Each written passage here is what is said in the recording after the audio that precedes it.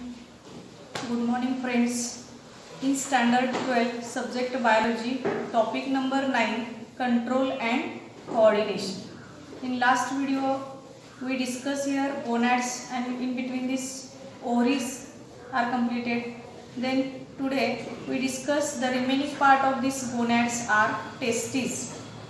Then next diffuse endocrine glands and last part is a hormone therapy. In gonads, the second gonad is testes. Testes are present in males. These are most important glands because that testes secrete main sex hormone, that is testosterone. Testosterone is also an androgen, and that testes secrete testosterone. Testosterone हा hormone testis कडून secret केला जातो. हा hormone जो आहे तर ज्या follicle मधून हा सिक्रेट होतो म्हणजे ज्या स्पर्म मध्ये हा तयार होतो, टेस्टिस कडून जो टेस्टोस्टेरॉन सिक्रेट केला जातो त्या सेल्सना म्हणायचे लिडिक सेल्स.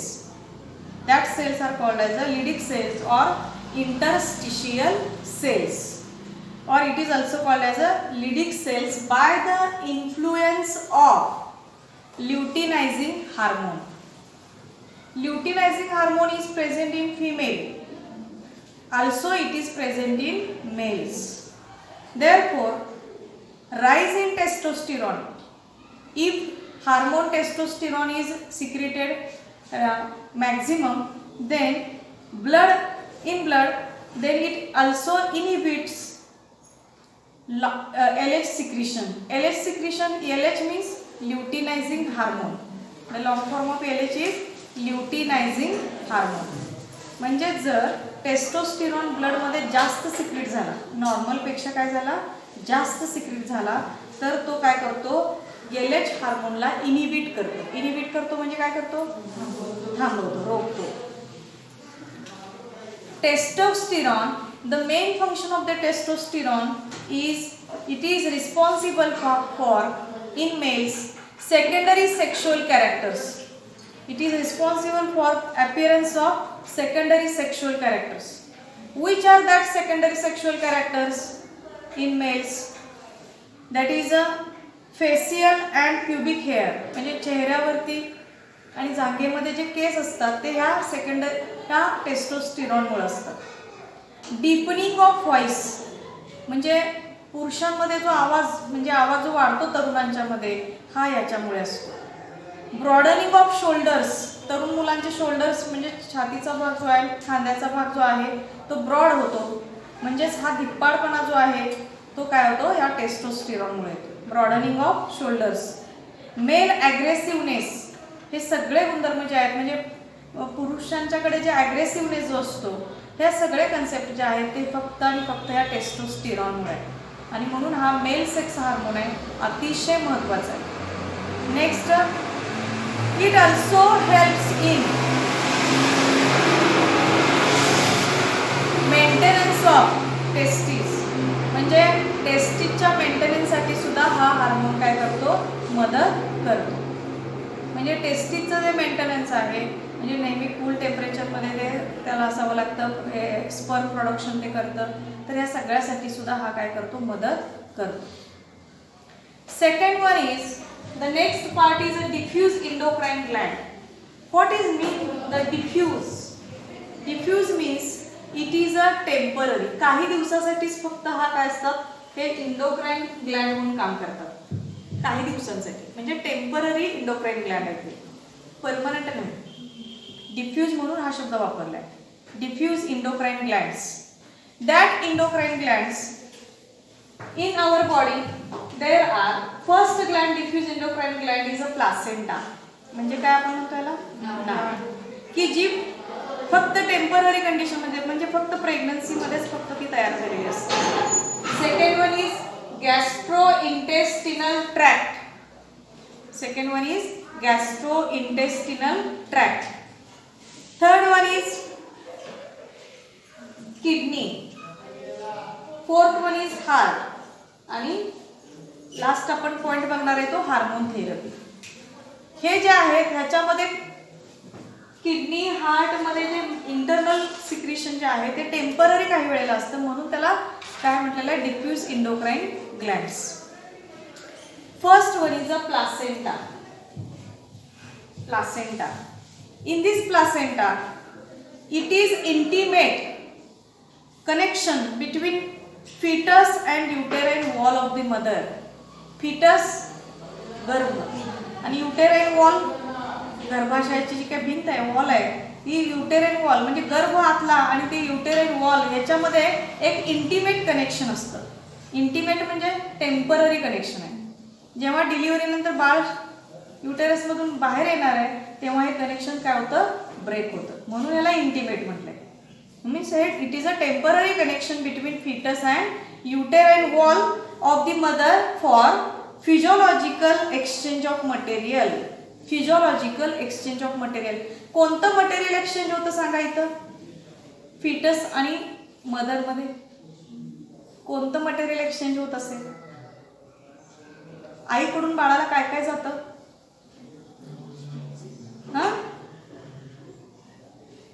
आई जे जे खाते म्हणजे त्याचं सगळं पूर्ण बाळाचं नरिशमेंट कुणाकडून होतं, आईकडून. मग ते ब्लडद्वारे जाणार की नाही बाळाला.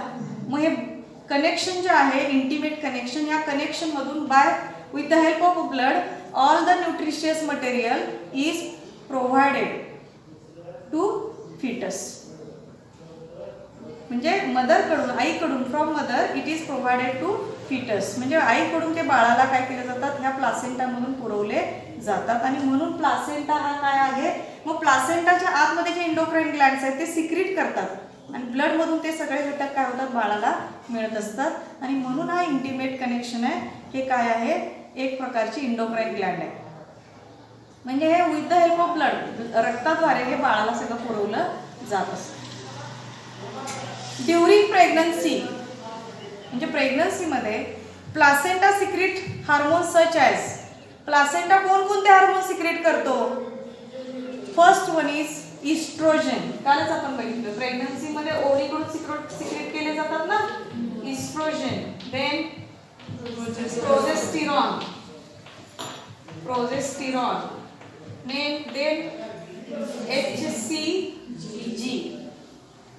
HCG means human chorionic गोनॅडोट्रोपिन.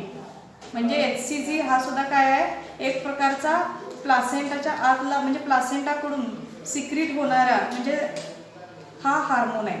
आता इस्ट्रोजन, प्रोजेस्टेरॉन ओव्हरीकडून सिक्रीट केले जातात. HCG हा पण ॲक्च्युली लक्षात ठेवा प्रेग्नन्सीमध्ये मदत करणारा हार्मोन आहे. Next and human placental progesterone. Human placenta through secrete होणारा प्रोजेस्टेरॉन जो आहे तो काय करत असतो, बाळाला टिकवून ठेवण्यासाठी मदत करत असतो. Next these hormones check the contraction of uterine muscles. These hormones म्हणजे हे जे आहेत हार्मोन्स हे युटेराइन कॉन्ट्रॅक्शन्स जे असतात म्हणजे गर्भाशयामध्ये होणारे जे कॉन्ट्रॅक्शन आहेत त्याच्यावरती नेहमी काय करत असतात, नियंत्रण ठेवत असतात. गर्भाशयाचे जे कॉन्ट्रॅक्शन आहेत मसलचे तर त्याच्यावर नियंत्रण ठेवतात. Check the contraction of uterine muscles and also maintain the thickness of uterine endometrium. मी तुम्हाला काल आकृतीद्वारे दाखवलेले इंडोमेट्रियमची थिकनेस कशी असते. मग ती इंडोमेट्रियमची थिकनेस आहे जशी टिकवून ठेवण्याचं काम सुद्धा हे तिन्ही हार्मोन्स करत असतात. आता ह्या इंडोमेट्रियमची जी थिकनेस आहे ते मेंटेन करणे and thus they help to maintain pregnancy. आणि याच्याद्वारे प्रेग्नन्सी मेंटेन करण्याचं काम कोण करतं, हे प्लासेंटा करतो. म्हणजे हे इंडोक्राइन ग्लँड्स करतात एक प्रकारच्या आतील असलेले. आता बघा इथं आपण बघितलं तर हा युटेरस असेल,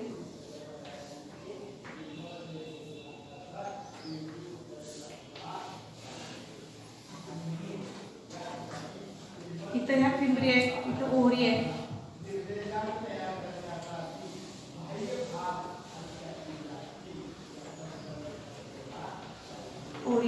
ही इंडोमेट्रियमची वॉल नेहमी थिक असायला पाहिजे. का सांगा, समजा इथं म्हणजे suppose here implantation take place आणि म्हणजे इथं जर इम्प्लांटेशन झालंच तर त्या बेबीला नरिशमेंट मिळायला पाहिजे की नाही, त्याला पोषण तयार व्हायला पाहिजे की नाही. पोषण तयार होण्यासाठी ही वॉल मेनली काय असायला पाहिजे, ठीक असायला पाहिजे. म्हणजे ही इंडोमेट्रियमची जी वॉल आहे ही वॉल मेंटेन करण्याचं काम सुद्धा या आतल्या इंडोक्राइन ग्लँड्स करत असतात.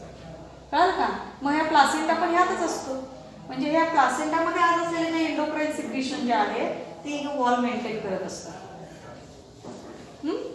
Then next one is second diffuse endocrine gland is gastrointestinal tract. Gastrointestinal tract consists of, gastro means stomach, intestinal स्टमकला पुढे काय अटॅच आहे सांगा, स्मॉल इंटेस्टाइन. म्हणजे स्टमकचा पुढचा भाग पुढे ते कनेक्ट होतं कशाला, स्मॉल इंटेस्टाइनला. मग गॅस्ट्रो मीन्स स्टमक, पुढे इंटेस्टिनल हा इंटेस्टाइनचा भाग आहे. हा मार्ग जो आहे स्टमक आणि स्मॉल इंटेस्टाइन ह्या ट्रॅक्ट मध्ये काही आतल्या बाजूला म्हणजे काही इंडोक्राइन ग्लँड्स आहेत आणि त्याचं पण टेम्पररी सिक्रिशन असतं. मग त्याच्यामध्ये तुम्हाला हा शब्द कधी ऐकला का तुम्ही बघा, gastro means stomach, intestinal tract. या ट्रॅक्ट मध्ये काही हार्मोन सिक्रेट होत असतात. आता तेच हार्मोन्स कोणकोणते आहेत तर याच्यामध्ये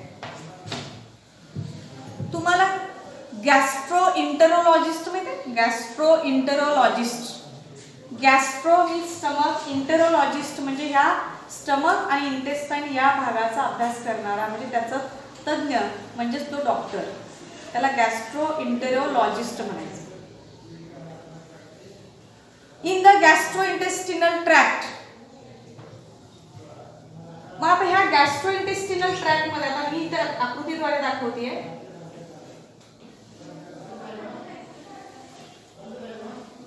ह्या गॅस्ट्रोइंटेस्ट हा या पूर्ण ट्रॅक्ट मध्ये आतून जो लेअर असणार आहेत त्या लेअर मध्ये हे इंडोक्राइन ग्लँड्स असणार आहेत. मग त्यात कुठले कुठले लेअर आहेत, देअर आर म्युकोसा.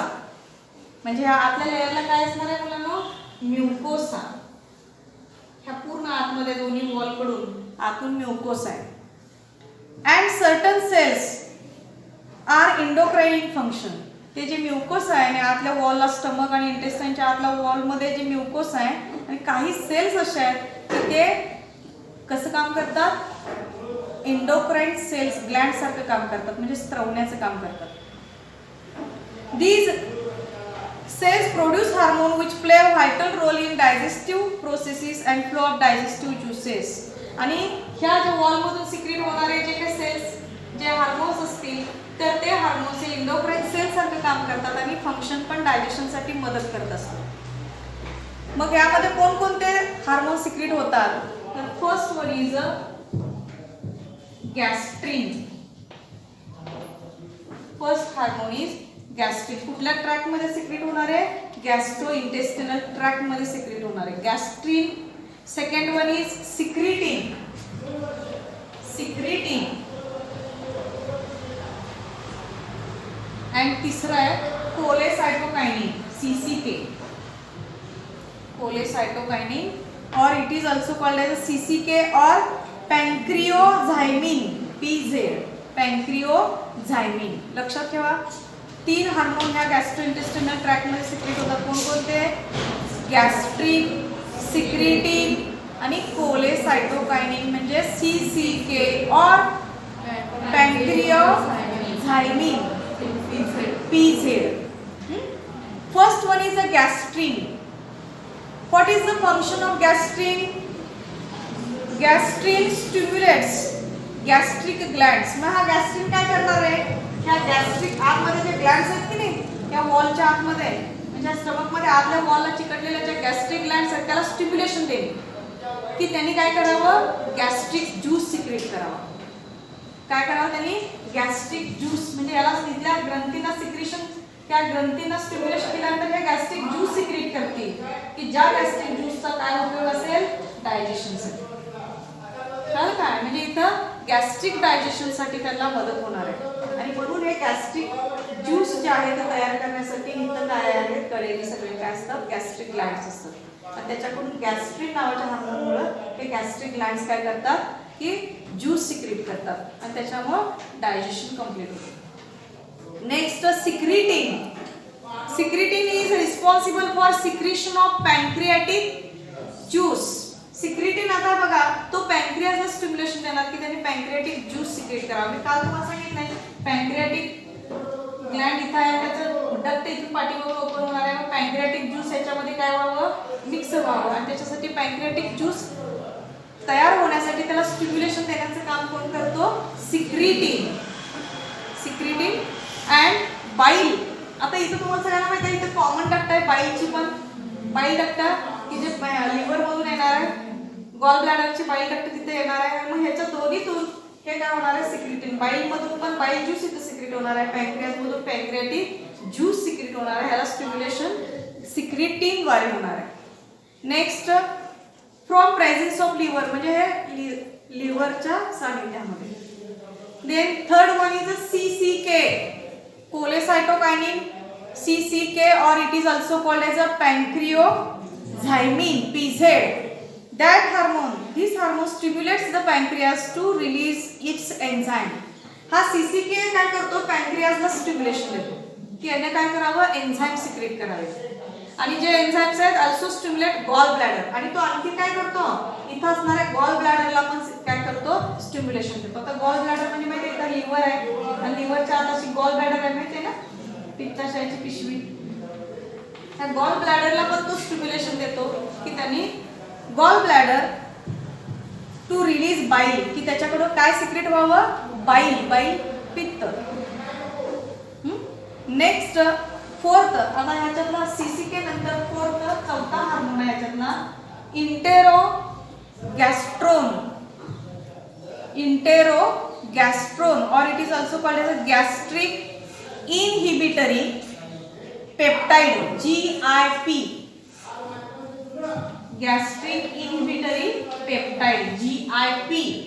नाव लक्षात ठेवा, गॅस्ट्रिक इनहिबिटरी, इनहिबिटरी थांबवणारा peptide. It shows gastric contraction. Gastric contraction हे बघा, हे आपल्या स्टमक मध्ये सुद्धा काय असते, नेहमी कॉन्ट्रॅक्शन असतं, हालचाल असते. पोट वाजतं तुम्ही म्हणता की नाही, पोट गुडगुडतं वाजतं, ते काय असतात, कॉन्ट्रॅक्शन चालू असतात. आणि हे गॅस्ट्रिक कॉन्ट्रॅक्शन जे आहे आणि inhibits the secretion of gastric juice. समजा काही वेळेला गॅस्ट्रिक ज्यूस जास्त सिक्रेट झाला तर त्याला थांबवण्याचं काम कोण करणार आहे, हा GIP. कळालं काय नाही, जास्त सिक्रेट झाले हे हार्मोन्स तरी ते थांबवण्याचं काम हा GIP करणार आहे. Next diffuse endocrine gland is kidney. In kidney it produces renin. किडनीकडून कुठला, किडनी हा सुद्धा एक टेम्पररी एंडोक्राइन ग्लँड आहे. It is secreted renin. त्याच्याकडून कुठला हार्मोन सिक्रेट केला जातो, renin. Underline this. Erythropoietin, underline this also, erythropoietin. It is the second hormone secreted by kidney. And third one is calcitriol. Calcitriol. Calcitriol is the active form of vitamin cholecalciferol D3. हा, ह्या किडनीकडून 3 प्रकारचे hormone secrete केले जातात. Renin, then erythropoietin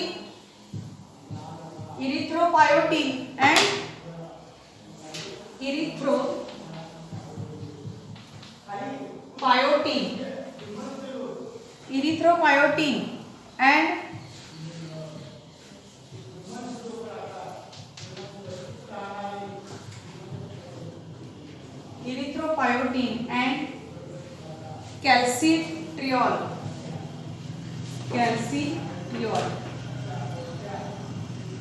Kidney act as a temporary endocrine gland. It secretes renin, erythropoietin and calcitriol. In this, calcitriol is the active form of vitamin cholecalciferol, that is a D3. आता हे rennin हा म्हणजे हा hormone जो आहे तो किडनीतून जे filtration होत असतं त्याला हेल्प करतो. इरिथ्रोपोएटिन काय करणार आहे बघा, लक्ष द्या सगळेजण. इरिथ्रो मीन्स RBCs आणि पायोटिन मीन्स काय, पायोटिन म्हणजे समजा आफ्टर 120 डेज. RBC ची लाईफ स्पॅन किती आहे मुलांनो, रेड ब्लड सेल्सची 120 डेज. आणि 120 डेज नंतर आरबीसीज काय होणार आहेत, मरणार आहेत, म्हणजे सीज होतात, ते पण ब्रेक होतात, खराब होतात. मग त्याची लाईफ स्पॅनच आहे 120 डेज. आणि after 120 days RBCs are break, म्हणजे त्या आरबीसीजला मारण्याचं काम, आरबीसीज ची ग्रोथ अनकंट्रोलेबल होऊ नये म्हणजे ही ग्रोथ थांबवण्याचं काम हा इरिथ्रोपायोटिन हार्मोन करणार आहे. आरबीसीचं जे प्रोडक्शन आहे रेड ब्लड सेल्सचं ते आपल्या शरीरामध्ये दररोज होणार आहे, पण त्याच्या प्रमाणापेक्षा जास्त ग्रोथ झाली, अनकंट्रोलेबल सेल डिव्हिजन झाले आणि आरबीसीची संख्या वाढली तर काय होईल सांगा, तरी सुद्धा रोग आहे. प्रमाणापेक्षा जास्त सेल्स वाढल्या तर काही वेळेला अनकंट्रोलेबल सेल डिव्हिजन झाली तर कॅन्सर होऊ शकेल, होय ना. आणि म्हणून याला रोखण्याचं काम प्रमाणात, म्हणजे ते प्रमाणापेक्षा नॉर्मल लेवलपेक्षा आरबीसी वाढू नयेत, ते थांबावेत, म्हणजे ते प्रमाणापेक्षा जास्त वाढू नयेत, त्याला रोखण्याचं काम हा कोण करणार आहे, इरिथ्रोपायोटिन. आणि कॅल्सिट्रिऑल हे कॅल्सिफेरॉलचं काय व्हिटॅमिन प्रोडक्शन करण्याचं काम तो करतोय कॅल्सिट्रिऑल. हे तीनही हार्मोन हे किडनीकडून काय केले जातात, किडनीच्या इंडोक्राइन ग्लँड कडून म्हणजे किडनीकडून सिक्रेट केले जातात आणि म्हणून याला डिफ्यूज इंडोक्राइन ग्लँड असं म्हटलेलं आहे. Next one is heart. Heart is also a temporary endocrine Gland. It produces heart कडून कुठले कुठले हार्मोन सिक्रेट होतात बघा, त्याचं नाव आहे ANF. ANF चा लॉंग फॉर्म काय बघा, atrial नायट्रियुरेटिक hormone. Increases sodium excretion. हा हार्मोन काय करतो, शरीरातलं सोडियमचं एक्सक्रीशन काय करतो, वाढवतो, म्हणजे सोडियम काय केले जातात, बाहेर टाकले जातात जास्त बाय किडनीज अँड रेड्युसेस. सोडियम जास्तीत जास्त शरीरातलं बाहेर टाकले तर काय होईल, ब्लड प्रेशर काय होईल, रेड्यूस होतो, म्हणजे वाढलेला ब्लड प्रेशर काय होतो, कमी होतो. म्हणजे ब्लड प्रेशर हाय झाला की हा नायट्रियुरेटिक फॅक्टर काय केला जातो, रिलीज केला जातो, की जेणेकरून काय होतं, ब्लड मधून म्हणजे किडनीद्वारे काय केले जातात, मॅक्झिमम सोडियम आयन्स काय केले जातात, बाहेर टाकले जातात, जेणेकरून ब्लड प्रेशर आपोआप काय होतो, कमी होतो. हा सगळ्यात महत्त्वाचा हार्मोन कुणाकडून सिक्रेट केला जातो, हार्ट कडून. देन नेक्स्ट हे डिफ्यूज ग्लँड झाले. आणि last one is hormone therapy. Hormone therapy it is also called as HT. Hormone therapy means is use of hormones in medical treatment. म्हणजे आपण वेगवेगळ्या हार्मोनचा उपयोग आपण ट्रीटमेंटसाठी करायचा. आतापर्यंतच्या टॉपिकमध्ये तुम्ही शिकला मुलांनो हार्मोनचं किती इम्पॉर्टन्स आहे, हार्मोन्स किती महत्त्वाचे आहेत. And therefore hormonal therapy is applied in pregnancy. प्रेग्नन्सीमध्ये तर हार्मोनची थेरपीचा खूप उपयोग होतो, कारण एखाद्या स्त्रीमध्ये जर हार्मोन एखादा कमी असेल तर तो बाहेरून इंजेक्ट करावा लागतो. कळलं का, प्रेग्नन्सीमध्ये पहिल्या 3 महिन्यांमध्ये तरी गर्भ टिकवून ठेवण्यासाठी प्रोजेस्टेरॉन बाहेरून इंजेक्ट करावा लागतो, जो नॅचरली आपल्या शरीरामध्ये सिक्रेट होतो ओव्हरीज कडून, पण कमी पडत असेल तर तो बाहेरून पण काय केला जातो, इंजेक्ट करावा लागतो. म्हणून ही हार्मोन थेरपी जी आहे ती प्रेग्नन्सीमध्ये खूप महत्त्वाची आहे. Menopause means menstrual cycle naturally जेव्हा थांबते in females during 50 to 55 years the naturally menstrual cycle will be stopped. That period म्हणजे तो जो कालावधी असतो तो मिनोपॉज. पॉज म्हणजे थांबणे. मेन्स्ट्रुअल सायकल नॅचरली थांबते आणि त्याच्यानंतर मेन्स्ट्रुअल सायकल कधीच येत नाही आणि म्हणून त्याला मिनोपॉज म्हणायचं. मग मिनोपॉज आला तर तेव्हा सुद्धा त्या हार्मोन्स थेरपी, त्या हार्मोनच्या कमतरतेमुळे अनेक रोग होतात. म्हणजे ओबेसिटी असणे, स्त्रिया बघा मिनोपॉज आल्यानंतर स्थूल होतात, जाड होतात, त्यानंतर म्हणजे हाय ब्लड प्रेशर वाढतो. ह्या सगळ्या कन्सेप्ट ज्या आहेत तर त्याच्यासाठी हार्मोन्सची खूप गरज असते. देन ओस्टिओपोरोसिस मीन्स ओस्टिओ म्हणजे हाडे, आपली शरीरातली हाडं, आणि पोरोसिस म्हणजे ती सच्छिद्र होतात, म्हणजे त्याला छिद्र पडतात, म्हणजे हाडं ठिसूळ बनतात. वयाच्या 50 नंतर 60 नंतर हाडं ठिसूळ बनतात का, हार्मोन्स काय होतात आपले कमी होतात आणि त्याच्यामुळं स्त्रियांमध्ये सुद्धा म्हणजे हाडांमध्ये ठिसूळपणा येतो, त्याला म्हणायचं osteoporosis. Growth hormone deficiency. Growth hormone deficiency म्हणजे वाढीचे जे हार्मोन्स आहेत, ग्रोथ हार्मोन सिक्रेट झाला तरच काय होईल, उंचीमध्ये हाईटमध्ये वाढ होईल. मग त्याची कमतरता सुद्धा असेल तर हार्मोन थेरपीचा त्याला उपयोग केला जातो. काही ठिकाणी तुम्ही ट्रीटमेंट ऐकत असाल की काही डॉक्टरांकडे गेले की ते उंची वाढवण्याचं औषध देतात. उंची वाढवण्याचं औषध नसतं तर ते हार्मोन दिले जातात. त्यांच्याकडून काय केले जातात, अशा कमी उंचीच्या मुलांना ग्रोथ हार्मोनचं इंजेक्शन केलं जातं. म्हणजेच ते ग्रोथ हार्मोन डेफिशियन्सी हे सुद्धा आपण हार्मोन थेरपीनं आपण क्युअर करू शकतो. देन इन्सुलिन रेझिस्टन्स अतिशय इम्पॉर्टंट आहे. इन्सुलिन रेझिस्टन्स, इन्सुलिन माहिती आहे तुम्हाला, नॉर्मली आपल्या पॅनक्रियासकडून सिक्रेट व्हायला पाहिजे, पण जे काही जणांच्या मध्ये इन्सुलिन प्रॉपर सिक्रेट होत नसेल तर ते आपण बाहेरून इंजेक्शन करतो ना. मग इन्सुलिन हा पण हार्मोन आहे. मग ज्यांना डायबिटीज मेलिटस आहे त्यांना आपण बाहेरून इन्सुलिन काय करतो, इंजेक्ट करतो. मग ते बाय इंजेक्शनद्वारे असू दे किंवा टॅबलेटद्वारे असू दे. म्हणजे हा इन्सुलिन हार्मोन सुद्धा आपण बाहेरून इंजेक्ट करतोय. म्हणजेच हा सुद्धा काय आहे, आपला एक पार्ट आहे की हार्मोनचा उपयोग इथं आपण आपल्या ट्रीटमेंटसाठी, आपल्या मेडिकल ट्रीटमेंटमध्ये हार्मोनचा उपयोग खूप महत्त्वाचा आहे. Next one is hormonal treatment जी आहे आपली, तर ते मेंटेन करायचं असेल तर सगळ्यात महत्त्वाचे आपल्या बॉडीचं काय असायला पाहिजे, हार्मोनल ट्रीटमेंट म्हणजेच आपली बॉडी नेहमी होमिओस्टॅसिस बॅलन्स करत असते. Homeostasis means maintenance of the internal environment with the help of changing external environment. म्हणजे बाहेरचं वातावरण जसं बदलत असतं तसं आतलं वातावरण पण आपल्या शरीराचं त्याला नेहमी ऍडजस्ट करायचं, मेंटेन करण्याचं काम आपली बॉडी करत असते. आणि त्या ट्रीटमेंटमध्ये होमिओस्टॅसिस बॅलन्स करत असताना हार्मोन थेरपीचा आपल्याला खूप चांगला उपयोग होतो. म्हणजेच ह्याच्यासाठी आपल्या शरीरामध्ये जे कोऑर्डिनेशन आहे सगळ्या अवयवांचं, हे कोऑर्डिनेशन करण्यासाठी आपल्याला हार्मोनचा उपयोग होतो. आणि हे कोऑर्डिनेशन कोण करतो, आपल्या ब्रेनचा हायपोथॅलॅमिक रिजन मधून हे काय केले जातात, त्याच्यावरती नियंत्रण आणलं जातं. आणि याच्यातूनच एक भाग सांगते की जेवढ्या प्रोडक्शन तुम्ही एखादा भाग तुम्ही ऐकण्यासाठी उत्सुक असता, तुम्ही नेहमी आपल्या बॉडीमध्ये तुम्ही एखादा टार्गेट ठरवला की मला एक ध्येय ठरवला की मला 12वी मध्ये एवढे मार्क काढायचे आहेत, तर तुम्ही जे टार्गेट ठरवला तुम्ही त्या टार्गेटपर्यंत पोहोचण्यासाठी तुम्ही दररोज जेवढे प्रयत्न करत असता, जेवढं तुम्ही पॉझिटिव्ह राहताय तेवढ्या तुमच्या शरीरामध्ये सेल्स तेवढ्या काय होतात, ऍक्टिव्ह राहतात. जवळजवळ तुम्ही ज्या टार्गेटकडे जात असता तेव्हा एखादा टार्गेट असेल तर तेव्हा त्याच्यामध्ये जवळजवळ 25,000 इतक्या सेल्स तुमच्या शरीरामध्ये तयार होतात. आणि हेच तुम्ही जर नर्वस कंडिशनमध्ये असाल, म्हणजे नैराश्य आलं तुम्हाला, खूप नर्वस झाला तुम्ही, तर तेवढ्याच सेल्स पुन्हा मारल्या जातात.